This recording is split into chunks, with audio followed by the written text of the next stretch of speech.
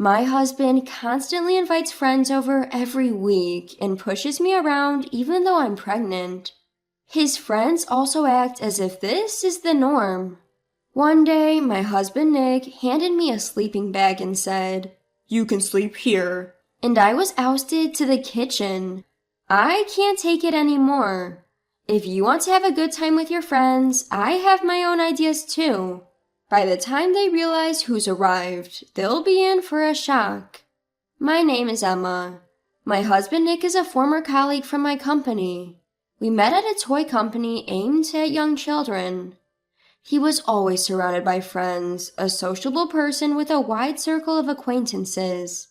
Being introverted, I admired Nick's sociability. So when he asked me out, I was pleasantly surprised despite not expecting it.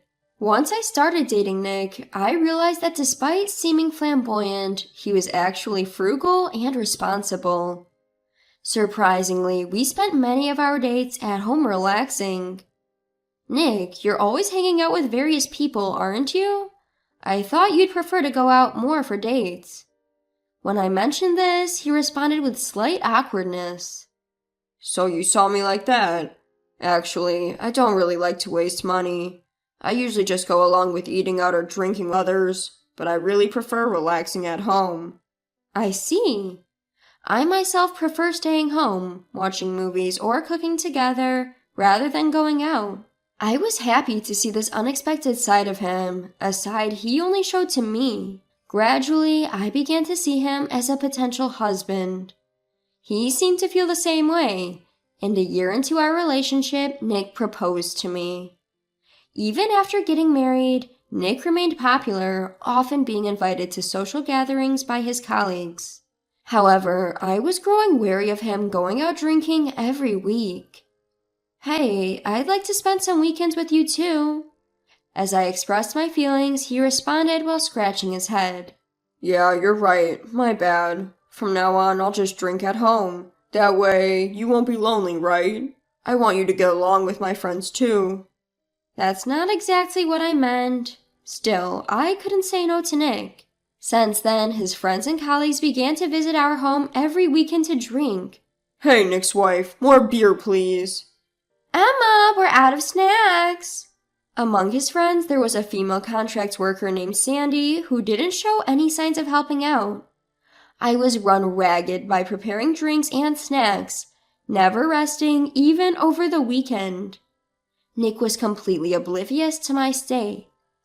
"Guys, don't worry about catching the last train home tonight. Let's party till dawn." "Oh, that's what we were waiting for. You're the best, Nick." Not worrying about the last train? Could it be? As I thought, they partied late into the night and ended up staying over. And when they woke up late in the morning, they would demand as if it was a given. "Got anything to eat? Something easy on a hangover would be good," he said. So my weekend ended without any rest. But if I complained about the situation, Nick would surely just go out to drink. When I was wondering what to do, I found out I was pregnant. When I announced my pregnancy, Nick was overjoyed.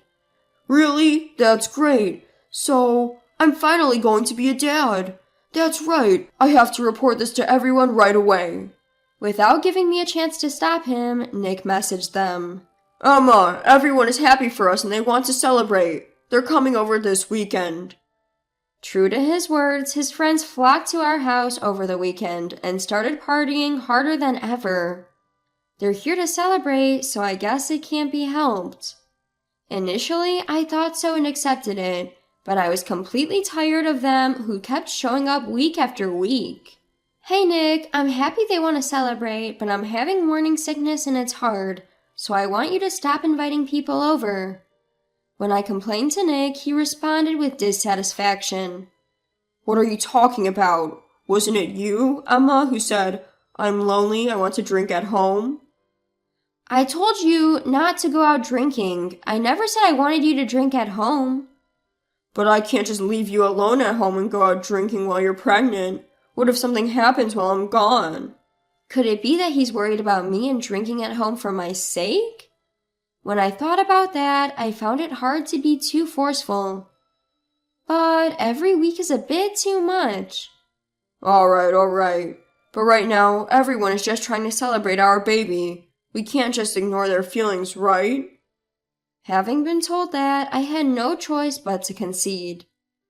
I understand, but I'm having morning sickness, so I don't think I can prepare much food or snacks. I don't want to carry heavy stuff either, so will you handle the drinks, Nick? Of course. Just do what you can, Emma. Relieved by his words, I got through another weekend. Today again, their friends came to their house like they're used to. Hey, ma'am, I brought beer. I'll put it here. Please keep it cool. Okay. And also, these are ingredients for food. You don't have to cook anything fancy. It seemed Nick had told them something as the friends started bringing drinks and food one after another. But they only brought things. The actual task of fetching drinks from the refrigerator or making snacks was still left to me. Hey, Nick's wife, can you bring us the beer from the fridge? Emma, we need more snacks, please. In the end, I had to do the cooking. I knew that talking to Nick would be pointless. So I gently told them, actually, I've been having really bad morning sickness lately, and that's why I've taken a leave of absence from work, so... I was about to say that I wanted them to refrain from coming to our house in the future. But, laughing, the friends responded to my words. Exactly! I heard about it at work. Emma, you're on leave, right? Then you have to work for Nick at least on weekends. Right, pregnancy isn't a sickness, so it's better if you move around a bit. Misunderstanding something, my feelings didn't get through at all, and the friends started to take advantage of me even more. I had thought they wouldn't stay the night, but deep into the night, Nick and his colleagues didn't slow down their drinking. As I expected, they continued to drink past the subway time, got completely drunk, and were no longer in a state to return home. I was too tired to get angry anymore. When I tried to talk to Nick and then retired to the bedroom, Sandy, a contract employee, was already sleeping in our bed. I urgently appealed to him. Nick, Sandy's sleeping in our bed. Oh, she got pretty wasted, so I carried her to the bed. I can't believe it. I want to rest too. Yeah, that makes sense. Just wait a bit. I thought he was going to wake Sandy up and get her off the bed, but instead Nick came back with a sleeping bag. You should sleep here for tonight. Saying that, Nick started setting up the sleeping bag in the corner of the kitchen. Whoa, wait a second. You're telling me I'm sleeping here? And in a sleeping bag? Well, we're still drinking in the living room, so this is the only place, right? I'm glad I bought this camping sleeping bag, haha. Called by his friends, Nick returned to the living room with more drinks in his hands. With no choice, I spent the night in an uncomfortable sleeping bag. The next morning, I was awakened by a knock from Sandy. Hey, Emma, how long are you going to sleep? It's already 11 a.m., you know. Sorry, I had trouble falling asleep last night. After a night in an unfamiliar sleeping bag and on the hard kitchen floor, I managed to fall asleep only when dawn broke. I only managed to doze off, and I'm not feeling refreshed at all. Regardless, Sandy continued. Hey, I'm hungry. Don't we have anything for breakfast? Oh, thanks to someone's oversleeping, it's more like brunch now, haha. Wake me up when it's ready, okay? She said, and then went back to our bedroom. With a fuzzy head, I went to the living room where Nick and his friends were passed out drunk. The table was littered with the remnants of their food and drinks. It seems I'm the one who will have to clean up this mess. As I was making a soup grudgingly, the smell attracted Nick and his friends. Oh, soup, huh? Nice. Sandy also came to the living room and started stuffing herself with rice, soup, and omelet. His friends, too, seemed to have become quite cheerful. Yesterday was so fun, man. I don't feel like going home today either. I get that. It's a long weekend after all. Let's have a second celebration. Instead of refusing, Nick said, Thanks for doing this for us. He even expressed his gratitude. It looks like it's up to me to be the one to say no. Well, everyone, I've understood your feelings well enough, so it's not necessary for you to celebrate so many times. The room fell silent for a moment at my stern words. Sensing this, Nick quickly addressed everyone. That's right, let's invite others today. They said they were busy and couldn't come yesterday, right? At his words, the friends quickly got their spirits back. Nick, that's a brilliant idea. They were also wanting to celebrate again. Noticing my dissatisfaction, Nick addressed me sternly. Emma, what's with that attitude since a while ago? It's rude to everyone, isn't it? I thought you'd be anxious being alone as a pregnant woman, so I'm holding back from going out drinking. They're all caring for me who can't go out drinking, and have taken the trouble to come to our house, you know? The friends also agreed with Nick's opinion.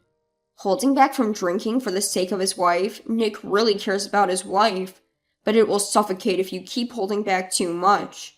We have to take a breather like this about once a week. We're always ready to accompany you. That's right. There are not many good husbands like Nick. We'll come every week if necessary. Thanks for covering for my wife's selfishness, everyone. Encouraged by everyone, Nick didn't seem entirely displeased. Everyone's covering for my selfishness? Is this kind of drinking party going to continue every week from now on? That's ridiculous. Finally, I snapped at Nick's words. Got it. Then can I invite someone too? As I said that, Nick nodded in relief. Yeah, you can invite whoever you want. It's more fun when there are many people. Hearing that, I immediately made a phone call to a certain place. In the afternoon, another friend of Nick's arrived. I didn't think everyone was drinking 2 days in a row. Thanks for the invite, Nick. Likewise, thank you for celebrating for us. Let's drink to our heart's content today. Then the doorbell rang again. Oh, looks like the person Emma invited is here too. Should I get the door? Opening the front door, Nick was taken aback. But boss, why are you here? I hurriedly headed to the entrance to welcome the visitor. Uncle, I've been waiting for you. Uncle? Indeed, the man I called to our home on the phone was the head of our department at the company. To the surprised Nick and his friends, I explained the situation. This man is an old friend of my father. He has loved me as his own daughter since the day I was born. But Emma, you never mentioned this before. Nick interjected, sweating nervously. He didn't show any signs of this at the wedding or at the company, even as head of the department. Well, if the other employees heard that the boss was doting on me, they would find it hard to work, wouldn't they? At my words, the boss added, I have also been sternly told by Emma not to be overly familiar in public. I've never been able to outsmart her. As a man without children of my own, Emma is like a precious daughter to me. The boss, suddenly serious, turned to Nick and said this. This precious Emma has come to me for help when she's in trouble. That's why I came here. What seems to be the issue? What? We haven't done anything to trouble Emma, right, guys? As Nick said this, everyone else hastily nodded in agreement. Immediately I addressed them. Right, making a pregnant woman like me prepare late-night snacks and breakfast, making me sleep in a sleeping bag. You don't think anything of it, do you, Nick? Upon hearing my words, the boss was furious. Nick, are you treating Emma this way? It's just that everyone said they wanted to celebrate our pregnancy, so I couldn't refuse. Suddenly being blamed, the friends hastily started to explain. No, sir. We only accepted Nick's request because he said he couldn't go out drinking due to his wife. Then the boss put an end to the disgraceful attempt to evade responsibility. Shut up! It's outrageous to have a drinking party overnight in a house with a pregnant woman and let her sleep in the kitchen. Do you think that's appropriate for our company, a toy manufacturer targeting young children? We're very sorry. We'll excuse ourselves now. The friends, startled by the boss's anger, quickly gathered their things and hurried to leave. Seeing their reactions, the boss shouted again. Hey, are you going to make Emma clean up? Clean up the mess you've made for yourselves before you leave. Being glared at by the boss, they started cleaning up the cluttered living room and doing the dishes. When the house was all tidied up, they left as if they were fleeing. Amidst all that, the boss called a halt to Sandy. Sandy, I want you to stay behind for a bit. Huh? Me? After her friends left, the boss questioned a visibly uncomfortable Nick and Sandy. Do you know I asked Sandy to stay? Nick, though flustered, denied it. No, what are you talking about? It's about the rumors between you, Nick, and Sandy. There's been talk within the company that you two have been having an affair. That's a misunderstanding. With Nick desperately denying it, the boss lowered his tone. I had heard about Emma being pregnant and thought the rumors were baseless. I wanted that shouldn't be the case, but you disappointed me. The boss showed an email image sent by someone from the company. It contained images of Nick and Sandy entering a fancy restaurant and coming out of a brand store carrying shopping bags. It turns out Nick was not thrifty, he was just stingy with me. In fact, I had suspicions about his relationship with Sandy and mentioned my concerns to the boss. Upon hearing this, the boss immediately contacted several employees who had witnessed the two and provided photographs as evidence. No, boss, this is, Exactly, there's nothing between Nick and me. Even when confronted with evidence, their pathetic excuses disgusted me.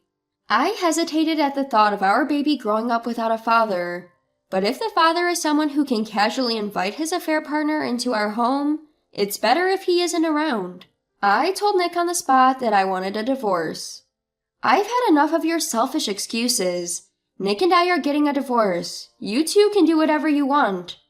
What about our baby in your belly?